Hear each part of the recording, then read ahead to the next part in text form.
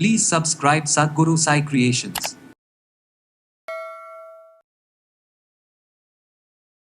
சக்கரை நோய் வராமல் தடுக்கணும்னு பார்த்தேன், வந்துருச்சு சார்.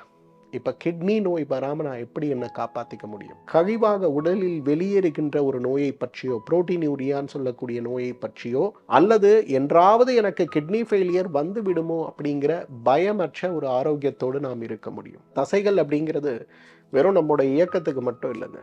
நம்ம உடம்பில் இருக்கக்கூடிய இரத்தத்தில் இருக்கக்கூடிய பெரும்பாலான சர்க்கரையை உடல் உறிந்து கொள்வதற்கு நமக்கு தேவையானது மசில்ஸ் தான். இன்னைக்கு சிறுநீரக செயலிழப்பு அப்படிங்கிறது மிகப்பெரிய அளவில் நம்ம உடம்புல பாதிப்பை ஏற்படுத்துவதற்கும் உயிரிழப்பை ஏற்படுத்துவதற்கும் நம்ம நிறைய முயற்சிகளை மேற்கொண்டாலும் கூட உங்களுடைய தசைகளுடைய பலத்தை பார்த்துக்கிட்டீங்கன்னா, எதை சாப்பிட்டால் என்னுடைய சிறுநீரக ஆரோக்கியத்தை நான் மேம்படுத்த முடியும் வரும்போது வழக்கமாக உபயோகப்படுத்தக்கூடிய எல்லா எண்ணெய் வகைகளையும் விடுத்துருங்க. கோடை காலத்தில் நான் எடுத்துக்கொள்ள வேண்டிய தண்ணீரும் என் உடலில் வேர்வையாக சென்ற தண்ணீருடைய அளவு என்னங்கிறதையும் கணக்கீடு செய்து நாம் எடுத்துக்கொள்ளும் போது, யாரெல்லாம் இரவு தூக்கம் இல்லாமல் மொபைல் பார்க்கறது, டிவி பார்க்கறது, ஃப்ரெண்ட்ஸோட சாட் பண்றது, ட்ரிங்க்ஸ் பண்றது, லேட் நைட் பார்ட்டி பண்றதை வழக்கமாக வச்சிருக்கீங்களோ, இப்போ நான் சொன்ன 7 விஷயத்தை நீங்கள் ஃபாலோ பண்ணுறதுக்கு உங்களுக்கு மருந்தும் தேவையில்லை, மாத்திரைகளும் தேவையில்லை.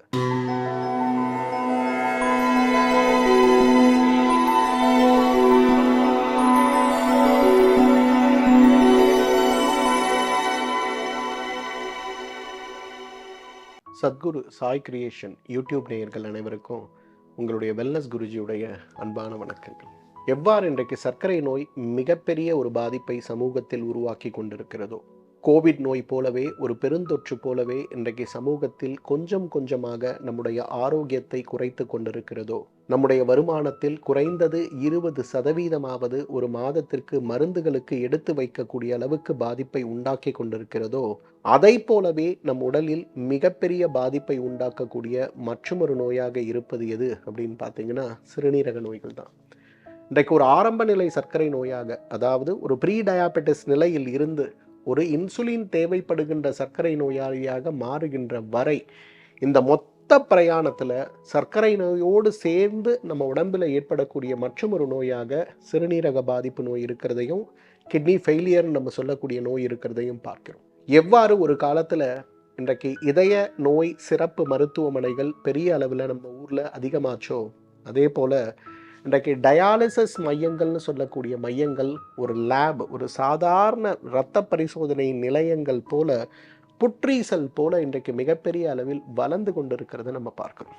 நம்ம எல்லார் மனதிலும் ஏற்படக்கூடிய கேள்வி, சக்கரை நோய் வராமல் தடுக்கணும்னு பார்த்தேன், வந்துருச்சு சார். இப்போ கிட்னி நோய் வராமல் நான் எப்படி என்னை காப்பாற்றிக்க முடியும்? என்னுடைய சிறுநீரக ஆரோக்கியத்தை நான் எவ்வாறு பலப்படுத்தி கொள்ள முடியும்? மருந்தே இல்லாமல் சிறுநீரக செயலிழப்பு உங்களுக்கு ஏற்பட்டு இருந்தாலும் கூட நான் சொல்லக்கூடிய 7 வழிமுறைகளில் உங்களுடைய கவனத்தை நீங்கள் எடுத்துக்கொள்ள முடியும்னா, உங்கள் சிறுநீரக நோயை பற்றியோ அல்லது சிறுநீரகத்தினால் ஏற்படுகின்ற புரதம் கழிவாக உடலில் வெளியேறுகின்ற ஒரு நோயை பற்றியோ, புரோட்டீனியூரியான்னு சொல்லக்கூடிய நோயை பற்றியோ, அல்லது என்றாவது எனக்கு கிட்னி ஃபெயிலியர் வந்து விடுமோ அப்படிங்கிற பயமற்ற ஒரு ஆரோக்கியத்தோடு நாம் இருக்க முடியும். முதல்ல நம்ம உடம்பில் இருக்கக்கூடிய தசைகளை நாம் காப்பாற்றி கொள்ள வேண்டுங்க. இன்றைக்கி கிட்னி ஃபெயிலியர் அப்படின்னு வரும்போது நம்ம என்ன பண்ணுவோம்னா, டாக்டர்ஸ் கொடுக்கக்கூடிய டயட் பெரும்பாலும் ஒரு ஆர்கனைஸ்டு டயட்டாக இருந்தாலும் கூட நம்மளுடைய மசில் மாஸ் குறைஞ்சி போகிறத பார்க்குறோம். கிட்னி ஃபெயிலியர் பேஷண்ட் வரும்போது 50 கிலோவில் வரக்கூடிய பேஷண்ட் ஒரு 3 மாதம் கழித்து பார்த்தீங்கன்னா 40 கிலோவில் இருப்பார். எடை குறைவு அந்த இடத்துல சிரமம் கிடையாது, ஆனால் தசை குறைவு மிகப்பெரிய சிரமம். ஏன்னா அந்த தசைகள் அப்படிங்கிறது வெறும் நம்முடைய இயக்கத்துக்கு மட்டும் இல்லைங்க. நம்ம உடம்பில் இருக்கக்கூடிய இரத்தத்தில் இருக்கக்கூடிய பெரும்பாலான சர்க்கரையை உடல் உறிந்து கொள்வதற்கு நமக்கு தேவையானது மசில்ஸ் தான். இன்றைக்கி யாரெல்லாம் கிட்னி பேஷண்ட்ஸ் நீங்கள் கொஞ்சம் அனாலிட்டிக்ஸ் பண்ணி பார்த்தீங்கன்னா, உங்கள் தசைகளை நீங்கள் பத்திரமா வச்சுக்கிட்டிங்கன்னா உங்களுடைய கிரியாட்டின் யூரியா ரேஷியோ, உங்களோட ஜிஎஃப்ஆர்னு சொல்லக்கூடிய ஃபில்ட்ரேஷன் ரேஷியோ நார்மலாக இருக்கிறத பார்க்க முடியும். எப்பெல்லாம் உங்களுக்கு ரேப்பிட் வெயிட் லாஸ்க்குள்ளே நீங்கள் போகிறீங்களோ, அப்போ உங்களுடைய கிட்னி பெரிய அளவில் உதவி செய்யாமல் இருக்கக்கூடிய ஒரு நிலைக்கு போய்விடுவதை பார்க்க முடியும். இன்றைக்கி சிறுநீரக செயலிழப்பு அப்படிங்கிறது மிகப்பெரிய அளவில் நம்ம உடம்பில் பாதிப்பை ஏற்படுத்துவதற்கும் உயிரிழப்பை ஏற்படுத்துவதற்கும் நம்ம நிறைய முயற்சிகளை மேற்கொண்டாலும் கூட உங்களுடைய தசைகளுடைய பலத்தை பார்த்துக்கிட்டிங்கன்னா உங்களுக்கு பெருசாக பிரச்சனை வராது. அப்போ தசைகளுடைய பலத்தை நம்ம எப்படி சார் பார்த்துக்க முடியும்? உணவில் நாம் இது வேணும் அது வேண்டாம் அப்படிங்கிற கட்டுப்பாடுகள் இருந்தால் கூட உணவில் குறைந்தது 50% நார்ச்சத்து இருக்கக்கூடிய உணவுகளை சாப்பிடுங்க. 25% புரதச்சத்தையும், முடிந்தால் ஒரு 10% மாவுச்சத்தையும் மீதி வயிற்றை காலியாக விட முடியுமான்னு பாருங்க. நம்ம நினைப்போம் நார்ச்சத்து இருக்கக்கூடிய உணவெல்லாம் பொட்டாசியம் அதிகமாக இருக்கே சார், கிட்னி பிரச்சனை வர மாதிரி இருக்கும்போது டாக்டர்ஸ் முதல்ல எனக்கு பொட்டாசியத்தை தானே குறைக்க சொல்கிறாங்க. லீச் பண்ணுங்க, தண்ணியில் போட்டு வேக வச்சு, பொட்டாசியம் தண்ணீரில் கரையக்கூடிய உப்பாக இருக்கிறதுனால வேக வச்சு அதை ரிமூவ் பண்ணிவிட்டு வடிகட்டிட்டு அந்த உணவை சாப்பிடுங்க.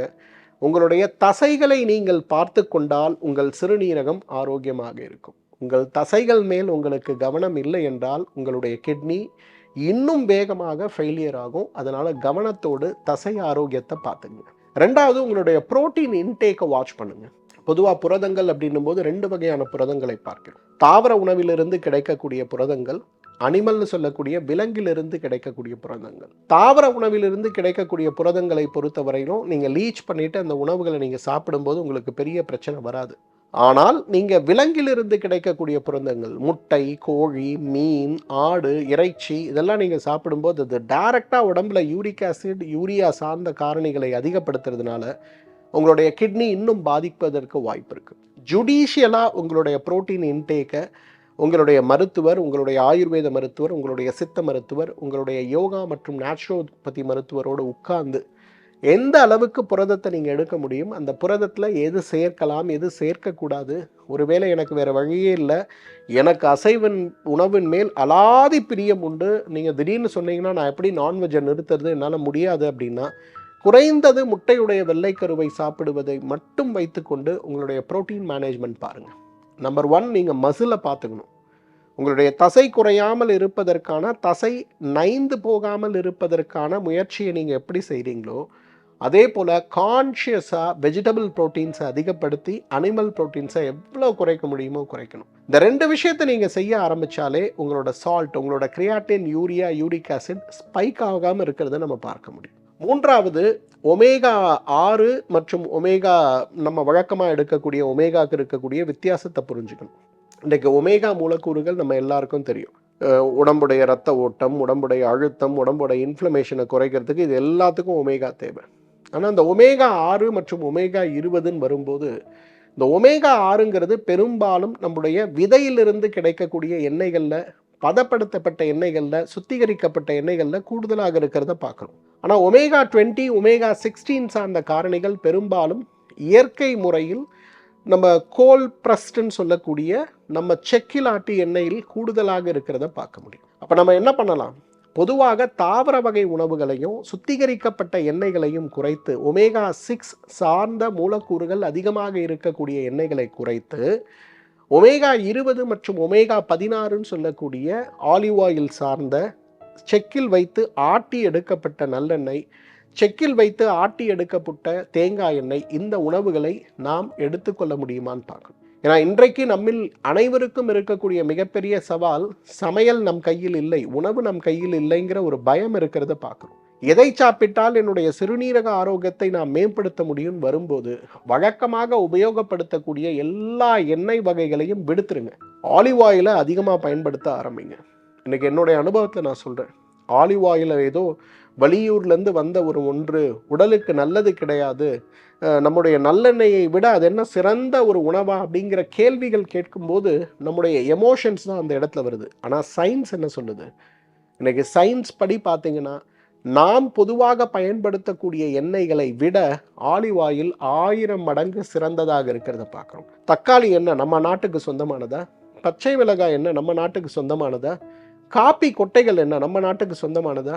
இன்றைக்கு இதெல்லாம் ஒத்துக்கொள்ளக்கூடிய நாம் ஏன் உடலுக்கு நல்லது செய்யக்கூடிய ஆலிவ் ஆயிலை நம்முடைய தினசரி வாழ்க்கையில் சேர்க்கக்கூடாது? ஸோ ஒமேகா 6 இருக்கக்கூடிய மூலக்கூறுகளை குறைத்து, சீட் ஆயில்னு சொல்லக்கூடிய மூலக்கூறுகளை குறைத்து ஆலிவ் ஆயிலை அதிகமாக பயன்படுத்த முடியுமான்னு பாருங்கள். 4வது, தண்ணீர் சாப்பிடுவதில் இருக்க வேண்டிய ஒரு கவனம்.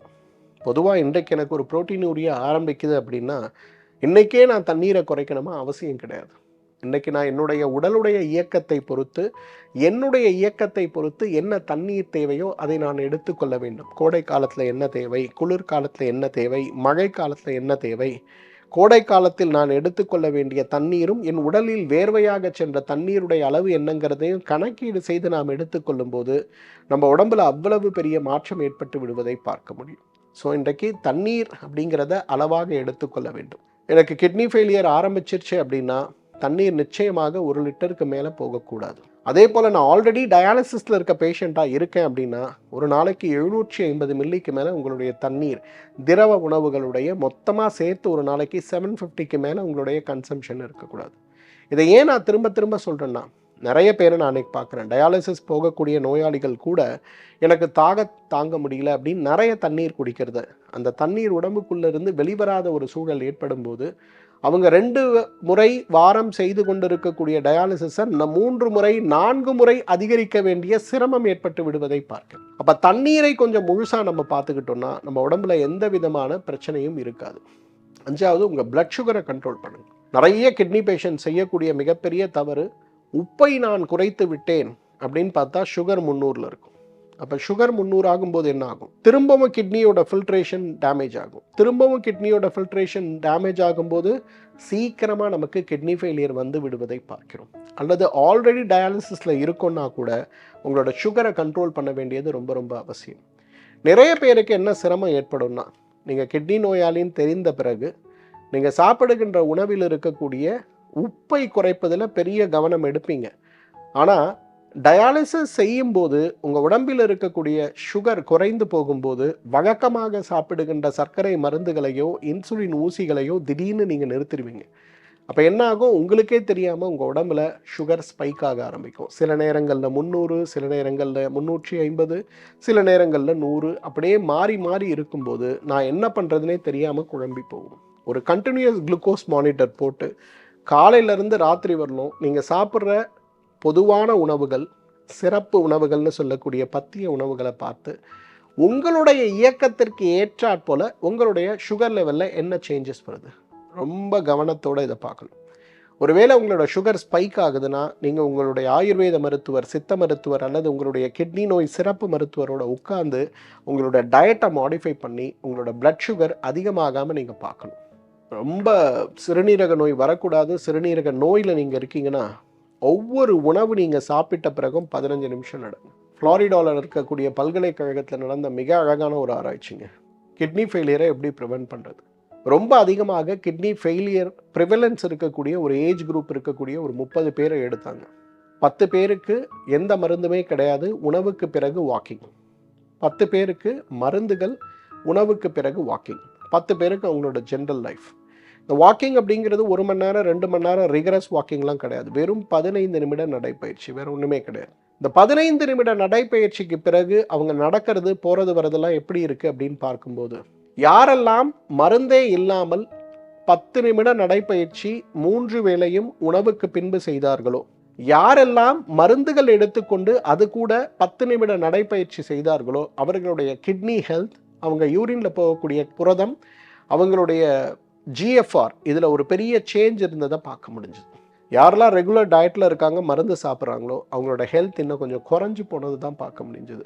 சின்ன குரூப்புக்காக செஞ்ச ஸ்டடி இப்போ லார்ஜ் குரூப்பில் பண்ணுறதுக்கு முயற்சி பண்ணிகிட்ருக்காங்க. பட் இதில் என்ன நமக்கு ஃபேக்ட் தெரியுது? காலை உணவு, மதிய உணவு, இரவு உணவு, இது 3ம் சாப்பிட்ட பிறகு நீங்கள் செய்ய ஆரம்பிச்சிங்கன்னா உங்கள் உடம்புல எவ்வளவு பெரிய மாற்றம் ஏற்படும். உங்கள் கிட்னியை நீங்கள் சேவ் பண்ண முடியும். பெரிய மாற்றம் இல்லை, ஒரு 15 நிமிடம் உணவுக்கு பின்பு நடக்க முடியுமா அப்படிங்கிறத பாருங்கள். அதே போல் உங்களுடைய பெருங்குடலை ஃபிக்ஸ் பண்ணுங்கள். உங்களோட கிட்னி ஹெல்த் அப்படிங்கிறது உங்களோட கட் ஹெல்த் தான். நீங்கள் உங்களுடைய கட் ஹெல்த்துன்னு சொல்லக்கூடிய பெருங்குடல் ஆரோக்கியத்தை எப்போ நீங்கள் ஃபிக்ஸ் பண்ணுறீங்களோ உங்களுடைய சிறுநீரகம் தானாகவே குணமாக ஆரம்பித்து விடும். பொதுவாக நம்ம மருத்துவமனைக்கு கிட்னி நோயோடு வரும்போது என்னுடைய உணவு பட்டியல் பார்த்தீங்கன்னாலும் அதே போல் இரவு படுக்கும்போது சாப்பிடுகின்ற ஒரு ப்ரோபயாட்டிக் மருந்தை எப்போவுமே என்னோடய ப்ரெஸ்கிரிப்ஷனில் இருக்கிறத நீங்கள் பார்க்கலாம். நிறைய டாக்டர்ஸ் கிட்னி பேஷண்ட்டாக எங்கிட்ட வருவாங்க, நிறைய ஜட்ஜஸ் வருவாங்க. அதில் சிலர் எங்கிட்ட கேட்பாங்க, எனக்கு தான் மோஷன் சரியாக போதே, நீங்கள் எனக்கு எதுக்கு ப்ரோபயாட்டிக் கொடுக்குறீங்கன்னு. சஜோலக்ஸ்ன்னு சொல்லக்கூடிய ஒரு ப்ரோபயாட்டிக் கொடுப்பேன். பட் இந்த ப்ரோபயாட்டிக்கோட உண்மையான வேலை உங்களுடைய கட்டில் இருக்கக்கூடிய ஹெல்த்தை நீங்கள் ரீஸ்டோர் பண்ணால் மட்டும்தான் உங்களுடைய கிட்னி ஹெல்த் ரீஸ்டோர் ஆகும். யாரெல்லாம் கரெக்டாக நான் சொல்கிற இன்ஸ்ட்ரக்ஷனை ஃபாலோ பண்ணுறாங்களோ ஒரே மாதத்தில் அவர்களுடைய GFRல ஒரு மைனர் சேஞ்ச் ஏற்படுறதையும் அவங்க உடம்புல இருக்கக்கூடிய வாட்டர் ரிட்டன்ஷன்லாம் குறைஞ்சி உடம்பு பலமாக இருக்கிறதையும் பார்க்க முடியும். ஸோ உங்களுடைய கட் ஹெல்த் சரியாக இருந்தால், உங்களுடைய பெருங்குடல் ஆரோக்கியம் சீராக யாரெல்லாம் வச்சுக்கிறோமோ நமக்கு கிட்னி நோய் வரவே வராது. அதே போல் 7வது ரொம்ப முக்கியமானது, தூக்கமே ஒரு மருந்துங்க. யாரெல்லாம் கிட்னி நோயாளிகளாக இருக்கீங்களோ, இன்றைக்கி தான் சார் புரோட்டீன் யூரியா அதிகமாக இருக்கிறத பார்த்தேன், இன்றைக்கி தான் என்னோடய கிரியாட்டினின் லெவல் 2க்கு போயிருக்கு, என்னோடய GFR லெஸ் தேன் 70க்கு இதுதான் ஃபஸ்ட் டைம் வந்திருக்கு, நான் என்ன பண்ணணும்? நல்லா தூங்குங்க. ஒரு நாளைக்கு 7 மணி நேரம். தூக்கம் வரலன்னா தூக்க மாத்திரை ஒரு ஆயுர்வேத மருத்துவரை, சித்த மருத்துவரை சந்தித்து இயற்கை மருந்துகளில் இருக்கக்கூடிய தூக்க மாத்திரையை வாங்கி போட்டு சாப்பிடுங்க. இந்த தூக்கம் ஒழுங்காக இருந்தாலே உங்கள் கிட்னி ஃபங்க்ஷன் பெட்டராக இருக்கும். நைட் ஷிஃப்ட் போகிறவங்க யாருக்குமே கிட்னி ஃபங்க்ஷன் சரியாக இருக்காது. யாரெல்லாம் இரவு தூக்கம் இல்லாமல் மொபைல் பார்க்குறது, டிவி பார்க்குறது, ஃப்ரெண்ட்ஸோட சேட் பண்ணுறது, ட்ரிங்க்ஸ் பண்ணுறது, லேட் நைட் பார்ட்டி பண்ணுறதை வழக்கமாக வச்சுருக்கீங்களோ, எழுதி கொடுக்குற உங்கள் எல்லாரோட கிட்னி ஃபங்க்ஷனும் குறைஞ்சிக்கிட்டே வந்து ஒரு ஸ்டேஜில் கிட்னி ஃபெயிலியர் வரும். யாரெல்லாம் என்ன வேலை இருந்தாலும் பரவாயில்லப்பா, உலகமே இடியட்டும், உலகப்போர் வரட்டும், நான் 10 மணிக்கு படுக்கிறேன், 5 மணிக்கு எழுந்துக்கிறேன்னு நினைக்கிறீங்களோ, உங்களோட கிட்னி ரொம்ப ப்ரொடக்டிவாக இருக்கிறத நம்ம பார்க்க முடியும். தூக்கமே ஒரு மிகச்சிறந்த மருந்து. பாருங்களேன், கிட்னியை சரி பண்ணுறதுக்கு இப்போ மருந்து எதுக்கு தேவை? இந்த 7 விஷயங்களை நம்ம செஞ்சால் போதும் இல்லையா? டீடாக்ஸ் அப்படிங்கிறது ரொம்ப முக்கியம். பொதுவாக நான் எல்லாருக்கும் பரிந்துரைக்கக்கூடியது, குறைந்தது ஒரு வருஷத்துக்கு ஒரு முறை ஸ்னேகபானம்னு சொல்லக்கூடிய நெய் மருந்தை எடுத்து, அந்த நெய் மருந்துடைய முதல் நாள் 30 மில்லி, 45, அடுத்து 60, அடுத்து 75, அடுத்து 90, 6ஆம் நாள் 105 மில்லி மருத்துவ ஆலோசனையோடு மருத்துவர்களுடைய மேற்பார்வையில் எடுத்து 7வது நாள் காலையில் பேதிக்கு எடுக்கக்கூடிய ஒரு ப்ராப்பர் ஸ்னேகபான டீடாக்ஸை வருஷத்துக்கு ஒரு முறை ஒரு 7 நாள் பண்ண முடியுமான்னு பாருங்கள். அது கூடவே மாதத்துக்கு ஒரு முறை 10 மா இலை, 10 கொய்யா இலை, 10 வேப்ப இலை 1/2 லிட்டர் தண்ணியில் நறுக்கி போட்டு கொதிக்க வச்சு 100 மில்லியாக குறைச்சி வடிகட்டி அதில் ஒரு 10 மில்லி விளக்கெண்ணெய் சேர்த்து மாதத்துக்கு ஒரு முறை எடுக்க முடியுமான்னு பாருங்கள். இந்த 2 விஷயத்தை உங்களால் பண்ண முடியும்னா எழுதி கொடுக்குற உங்கள் கிட்னி ஃபெயிலியரே ஆகாது. கிட்னி ஆரோக்கியமாக இருக்கிறத பார்க்க முடியும். இந்த கிட்னி வீடியோவை உங்களுடைய ஃப்ரெண்ட்ஸ், உங்களுடைய தோழர்கள், நண்பர்கள் யார் இருந்தாலும் உங்களுடைய கம்யூனிட்டியில் ஷேர் பண்ண முடியுமான்னு பாருங்கள். இன்றைக்கு இந்த நம்முடைய நாடு, நம்முடைய சமூகம் எதிர்பார்த்து கொண்டிருக்கக்கூடிய மிகப்பெரிய பேண்டமிக் எதுனா புற்றுநோயோ மற்றதோ கிடையாது, கிட்னி ஃபெயிலியர் தான். இப்போ நான் சொன்ன 7 விஷயத்தை நீங்கள் ஃபாலோ பண்ணுறதுக்கு உங்களுக்கு மருந்தும் தேவையில்லை, மாத்திரைகளும் தேவையில்லை. அதில் சந்தேகம் இருக்குன்னா உங்கள் வீடு பக்கத்தில் இருக்கக்கூடிய ஒரு ஆயுர்வேத மருத்துவரை, சித்த மருத்துவரை சந்தித்து, என்னோட கிட்னியை நான் ப்ரொடெக்ட் பண்ணுறதுக்கு இந்த வழிமுறைகளை ஐயா சொல்லியிருக்காங்க, இதை நான் என்னோட உடம்புக்கு பர்சனலாக எப்படி ஃபாலோ பண்ண முடியும்னு ஒரு முறை நாடி பார்த்து மருத்துவரை சந்தித்து ஆலோசனை எடுத்துக்கொள்ள முடியுமான்னு பாருங்கள். இதில் ஏதாவது உங்களுக்கு சந்தேகம் இருக்குன்னா இந்த வீடியோவோட கமெண்ட் செக்ஷனில் கேளுங்க. இதற்கு நான் நேரம் கிடைக்கும் போது பதில் எழுதுகிறேன். அதே போல் இந்த கிட்னி நோயாளிகள், ஆல்ரெடி கிட்னி ஃபெயிலியரில் இருக்கவங்க, ஆரம்ப நிலை கிட்னி ஃபெயிலியரில் இருக்கவங்க, நான் சொன்ன இந்த 7 விஷயத்தை 2 மண்டலங்கள் 100 நாட்கள் ஃபாலோ பண்ணுங்கள். 101வது நாள் வந்து இந்த பழக்க வழக்கங்கள் உங்களுடைய ஆரோக்கியத்தை எவ்வாறு மாற்றி இருக்கிறது, உங்களுடைய சிறுநீரக செயலிழப்பை எவ்வாறு மாற்றி இருக்கிறதுங்கிறத என்னோட ஷேர் பண்ண முடியுமான்னு பாருங்கள். மீண்டும் சந்திப்போம். நன்றி, வணக்கம்.